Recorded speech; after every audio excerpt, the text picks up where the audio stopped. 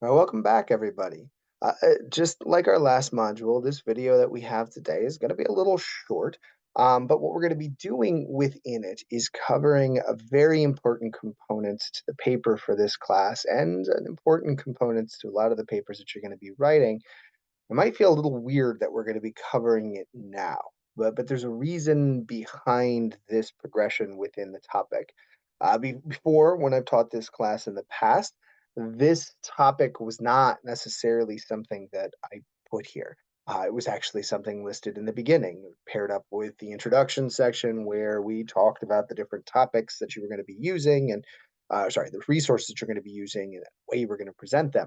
But what I found time and time again as I've taught this class is that when people turn in their rough drafts, the most common problem that people struggle with is making sure that they're following APA formatting.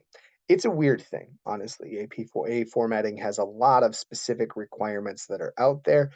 Sometimes it might feel tedious to make sure that you're following all the specifics of APA formatting. I get it. I was a student at some point in time when I was working on this stuff, and it felt tedious for me at that moment. This is a really, really critical component to not only this class, but to the paper writing process. You might wonder why in the world we spend so much time thinking about it, talking about it.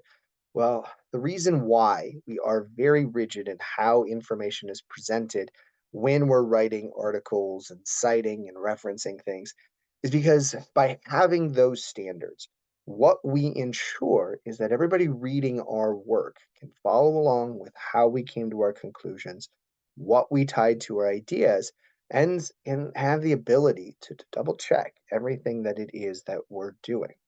So instead of just talking about how you're going to work on your final drafts, which are very dependent upon the person, I decided a while back that we were going to have this one module that just narrows our focus in on those reference pages and citations, something that we've looked at multiple times before. I know many of you have had other classes where you've had to work on citations and reference pages before. Some of you that grade papers, I'm sure, will do really, really well in this component of the class. But this is obviously something that is a big challenge for a lot of students. So, going over what it is you're going to be doing, what references you have is really critical. So let's start with the basics. There's two things that you need to be able to reference research that's out there. You need to cite them, and you need to then provide information about those citations in a reference page. Well, we've already covered this. This should not be new, but when I look at some of the papers that people write, sometimes one or two of these components are missed.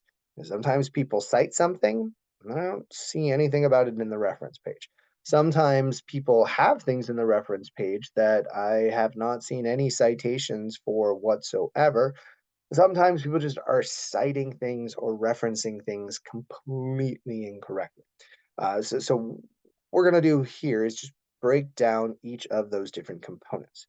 So when you're citing things, this is when, as you're writing material, you're either quoting somebody directly or referencing somebody's work or referencing somebody's idea or even maybe term so that the readers know where your information is coming from.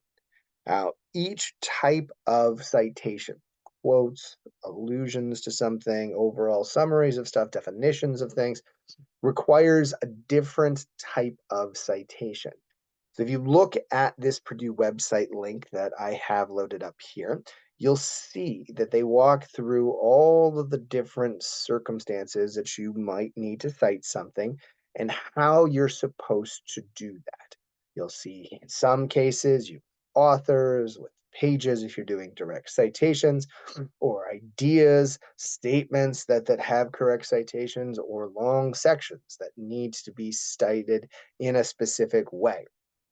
All of these tools or all of these techniques, probably things that you'll have within your paper this time or should have had within your paper this time. I always encourage people to try to paraphrase, as you see down here, instead of quoting somebody directly. But if you're paraphrasing, you still have to cite. You have to cite in the correct way. So if you can go through this particular page, looking at all the different things relating to citing, then you're halfway through what you need to be able to be through to kind of reference things. Now, technically, there are footnotes and endnotes that you can sometimes have in your APA formatted paper. These are much, much more commonly things that you'll see in other types of formatted papers, MLA, some of the kind of more sciencey version papers that are out there where there's a lot more of these footnotes.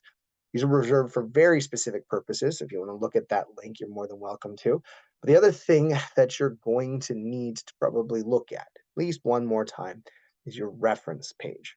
Now, I don't like to go through everybody's reference page and edit it for them. It's not the point of this. I mean, if I do that, then you're just changing things and not learning the rules. So you might have seen comments within the paper, the rough draft section saying you got to fix the APA formatting of your reference page, or check what you're supposed to italicize, or check if you've included everything you're supposed to for this reference, or how did you organize your references. There's a lot, honestly, to formatting things correctly. But fortunately, within this particular medium, there's lots of resources out there for you, so it's not too tedious to try to learn this particular process. What you'll see when you're referencing stuff is just like there's nuances to how to cite things based on where it's coming from and what type of quote or allusion to something you're doing. It kind of changes things. Lots of differences based on the resources that you're using in terms of how you reference them. So if you look at this link that I clicked on, you'll see a bunch of general rules about how to include stuff. This thing tends to go first. You're supposed to capitalize these words. These ones should theoretically be italicized. General stuff that you want to know. But what you also need to go through, if you did have some comments about needing to look at this, is the different ways that you're supposed to reference different things. Electronic sources are a very common thing that people use, but it's important to define, first of all, what is an electronic source, right? Almost every article you pulled came from the internet. I'm guessing most of you are not walking into a library, paging through the giant journals that are out there to find articles that you're looking for. You search for them online. Those searches for those articles do not make those articles, and this is something some of you ran into, don't make them electronic sources. Right? They're journal articles that you access through the web.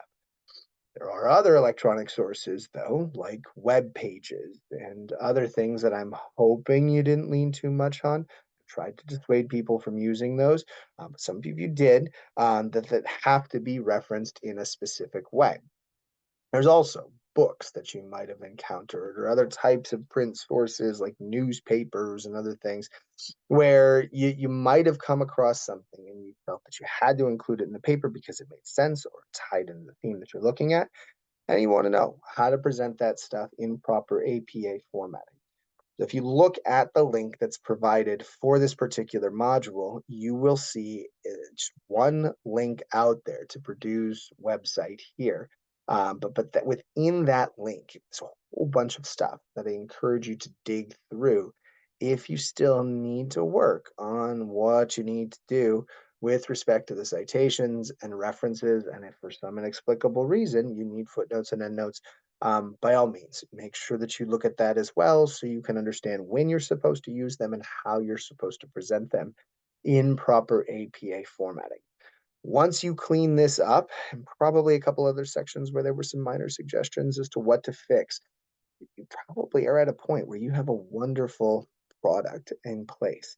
And if you've done this through the right process, where you're not having a computer do it for you or asking AI to do this real quickly for you, and often they screw it up, sadly, then you've developed some pretty strong tools that you'll need when you're working on your future paper, because this is a really, really critical thing for that senior thesis. Not only getting lots of resources, but making sure you're alluding to them correctly so the readers can double check your work and make sure that they understand exactly what you're talking about.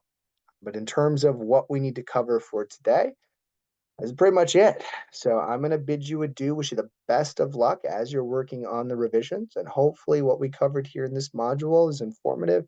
That's going to help you as you get to those final papers. For today, that's it. So take the care, and I hope to be speaking with you soon.